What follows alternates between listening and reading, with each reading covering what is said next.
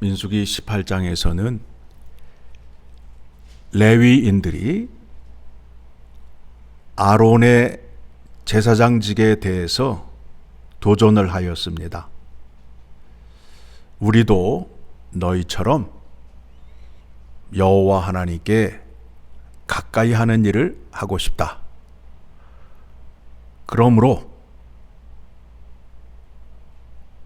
우리도 하나님의 말씀을 받은 거룩한 자이므로 돌아가면서 하자 라고 하면서 하나님이 정한 법칙을 대적하였습니다. 그리해서 대적한 자들이 죽게 되었고, 여호와 하나님께서 여호와의 지도권을 누구에게 주었는지 분명하게 하기 위하여 12지파의 지도자의 이름을 새긴 지팡이를 증거계 앞에 갖다 놓으라 하고, 싹이 난 아론의 지팡이에 살구 열매를 맺음으로 인하여 하나님께서 아론에게 생명과 능력을 주심으로 인하여 하나님의 일을 하였다라는 것을 증거로 보여주었습니다. 그러면서 레위인들은 무슨 일을 하여야 하는지 분명하게 말씀하는 장이 바로 민수기 18장의 말씀입니다. 아론도 레위 지파 사람이요, 또 레위 지파 사람들이 다 하나님의 성전 안에서 일을 하게 되는데 그 맡은 직무가 달라요. 하나님께서 분명하게 말씀을 하십니다. 1절의 말씀을 보게 되니까 여호와께서 아론에게 이르시되 너와 내 아들들과 내 조상의 가문은 성소에 대한 죄를 함께 담당할 것이요, 너와 내 아들들은 너희의 제사장 직분에 대한 죄를 함께 담당할 것이니, 무슨 일을 하느냐 하면 속죄 직무를 담당한다는 거예요. 죄를 씻어주는 역할을 한다는 거예요. 자, 백성들이 죄를 들고 여호와 하나님 앞에 나와 제사를 드릴 때에 그 제사를 누가 담당을 해요? 제사장이 담당을 하잖아요. 그렇죠? 제사장이. 생각을 하셔야 돼요. 제사장에게 죄를 사해 줄 수 있는 능력이 없어요. 없어요. 그 죄를 사해 주실 수 있는 분은 오직 하나님 한 분이셔요. 그러면 그 죄 씻음을 받는데 내가 스스로 나아가서 내가 내 죄를 씻을 수 없다라는 거예요. 내 죄를 씻어 주셔야 할, 속죄할 사람이 있어야 된다라는 거예요. 그 사람이 누구냐 하면 아론의 후손 제사장들이 그 일을 한다라는 거예요. 죄인이 죄를 들고 죄 사함을 받기 위하여 제물을 들고 나아갑니다. 그렇죠? 그러면 그 죄인이 죄 사함을 받기 위해서, 죄 씻음을 받기 위해서 도와주는 역할을 아론과 그의 후손들이 그 일을 담당한단 말입니다. 그 일을 뭐라고 말한다고요? 속죄라고 말하는 거예요. 속죄. 자, 그 일을 제사장들이 담당을 하고, 레위인들은 그럼 무엇냐?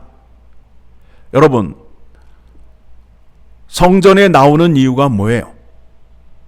성전에 나오는 이유가 뭐예요? 하나님을 만나 죄사함을 받고 하나님을 만나 은혜를 받는 거 아니에요? 그렇죠? 성전을 주시고 성전을 그냥 아름답게 멋지게 꾸미라고 아론과 레위인들을 준 것이 아니에요. 본질이 뭐냐는 거예요. 본질을 붙잡아야 된다는 거예요. 죄 사함을 받는 일이 본질이잖아요. 하나님을 만나는 일이 본질이잖아요.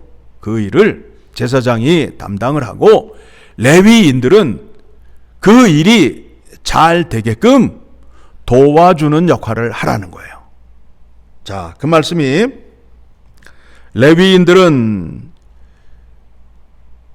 3절의 말씀을 보게 되면 레위인은 내 직무와 장막의 모든 직무를 지키려니와 성소의 기구와 제단에는 가까이 하지 못하리니 두렵건대 그들과 너희가 죽을까 하노라. 그러니까 그 직분의 범위를 넘어서게 되면 어떻게 된다는 거예요? 죽는다라는 거예요. 자, 그러면서 아론에게 이와 같이 말씀하고 있습니다. 6절 시작. 보라, 내가 이스라엘 자손 중에서 너희의 형제 레위인을 택하여 내게 돌리고 너희에게 선물로 주어 회막의 일을 하게 하였나니, 레위인을 선물로 아론에게 주어서 아론은 백성들의 속죄하는 일에 전무할 수 있게끔 레위인을 주었다라는 거예요. 그렇죠? 예. 여러분이 분명히 그 부분을 정확하게 구분을 하셔야 돼요. 자, 우리가 교회에서도 마찬가지예요. 교회에 우리가 모여서 하는 일이 뭐냐 하면 예배에 전무해야 돼요. 예배에 전무해야 돼요. 왜냐하면 예배를 통해서 누구를 만나요? 하나님을 만나잖아요. 예배 가운데에도 하나님의 말씀 듣는 일에 집중하셔야 돼요. 하나님을 만나는데 어떻게 만나요? 형상으로 만나요? 말씀으로 만나요? 말씀으로 만나잖아요. 그러면 교회의 본질은 하나님을 만나서 우리의 죄 사함을 받고 약속한 복을 받는 것이 교회의 책임이요, 교회가 해야 할 일이에요. 그런데 잘못 생각하게 되면 교회 건물을 아름답게, 교회 시설을 좋은 것으로, 그것이 자랑거리가 되고 그것이 본질이 되게 되면 하나님은 안 계신 거 아니에요. 그렇죠? 그 교회를 가면 점심이 맛있어, 커피가 끝내준대, 주차장이 넓대, 방송시설이 좋대 라고 말하게 되면 그거는 본질과 떨어진 거예요. 그렇죠? 그런 것들은 다 하나님께 예배를 잘 드리기 위하여, 하나님 말씀을 잘 듣기 위한 보조수단에 불과하다는 거예요. 본질을 빼놓고 자꾸 비본질적인 것에 대해서 잡으려 하고 또 그걸로 인하여 마음이 상하고 그러시면 안 된다라는 거예요. 안 된다라는 거예요. 옛날 그 초대교회나 옛날 시골교회 같은 경우는 우리가 생각하던 것보다 더욱더 열악한 환경 속에서 말씀 붙잡고 예배하였던 것을 여러분이 기억하시고 생각하셔야 돼요. 교회를 나오시는데 이제 편리함으로 나오는 거예요. 세상에 좋은 것으로 채워진 교회를 찾아다니는 형편이 되었어요. 그러시면 안 된다라는 거예요. 본질이 무언지를 잘 깨달으라는 거예요. 그 말씀을 민수기 18장에서 배우게 되지요. 그렇죠? 그래서 하나님의 일을 전무하게 함으로 인하여 그들에게는 기업을 주지 않았어요. 그래서 하나님께서 그들에게 주시는 그 은혜의 선물이 무언지를 성경이 소개하고 있고, 또 레위인들은 그 백성들이 드리는 11조를 받음으로 그들의 생활을 이어가게 되는데, 그들이 11조를 드린 것을 받음으로 인하여 그들도 역시 11조를 드려야 한다라고 성경이 말씀하고 있습니다. 여러분, 성경을 보게 되면 이 18장의 말씀을 제가 자세히 소개 다 해드릴 수는 없지만 여러분들이 잘 다시 보시게 되면 우리가 궁금하고 우리가 잘못 생각하였던 것들에 대한 바른 말씀을 자세히 주고 계셔요. 그러니 성경을 잘 보시고 그리고 하나님의 뜻이 무엇인지 그대로 따라 행하시는 여러분 되시기를 간절히 소망합니다. 여러분 생각대로 막 말씀하시면 안 돼요. 하나님이 정하신 법이요 질서라는 것을 깨달으시고 그대로 순종하시면 좋겠습니다. 자, 교회도 예수 그리스도께서 이 땅에 오셔서 십자가를 지시고 죽으시고 부활하신 후에 다시 아버지의 집으로 올라가시면서 내가 이 땅에 내려왔다 올라간 증거로 무엇을 남겨두셨느냐 하면 교회를 남겨두셨어요. 예?